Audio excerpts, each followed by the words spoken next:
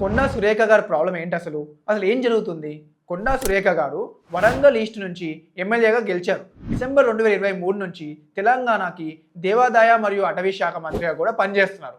కానీ ఇప్పుడు పాయింట్ ఏంటంటే కొండా సురేఖ గారి దగ్గర ఒక officer on special duty Sumanth గారు నమ్మకస్తులుగా ఉన్నారు. ఆయన డక్కన్ సిమెంట్ వాళ్ళతో పొల్యూషన్ కంట్రోల్ గురించి మాట్లాడడానికి వెళ్ళినప్పుడు అక్కడ రేవంత్ రెడ్డి గారి మనిషి అయిన రోహిన్ రెడ్డి గారు ఉన్నారని, సో రోహిన్ రెడ్డి గారు సుమంత్ అండ్ డక్కన్ సిమెంట్ వాళ్ళు మాట్లాడుతున్నప్పుడు ఈ ఓఎస్డీగా ఉన్న సుమంత్ గారు గన్ను తీసి టేబుల్ పైన పెట్టి బెదిరించినట్టు మాట్లాడారని డక్కన్ సిమెంట్ వాళ్ళు అది చూసి భయపడి వెళ్ళి ఈ విషయాన్ని హుజూర్ నగర్ ఎమ్మెల్యేగా ఉన్న ఉత్తమ్ కుమార్ రెడ్డి గారికి చెప్తే ఉత్తమ్ కుమార్ రెడ్డి గారు రిటర్న్ కంప్లైంట్ ఇచ్చినందుకు టాస్క్ ఫోర్స్ వాళ్ళని కొండా సురేఖ గారి ఇంటికి పంపించినట్టు పోలీసులు చెప్తున్నారు. కానీ కొండా సురేఖ గారి డాటర్ అయిన కొండా సుష్మిత గారు మాత్రం ఇవన్నీ తెలుసుకోవడానికి ఉత్తమ్ కుమార్ రెడ్డి గారికి కాల్ చేస్తే దానికి నాకు ఎటువంటి సంబంధం లేదు అని చెప్పడం జరిగింది అంటున్నారు. సో అల్టిమేట్ గా కొండా సురేఖ గారు ఏమంటున్నారంటే మంత్రిగా ఉన్నప్పటికీ కూడా మా ఇంటిపైకే పోలీసులని పంపించారు, బీసీ నాయకులం కాబట్టి చిన్న చూపుగా వ్యవహరిస్తున్నారని చెప్తున్నారు.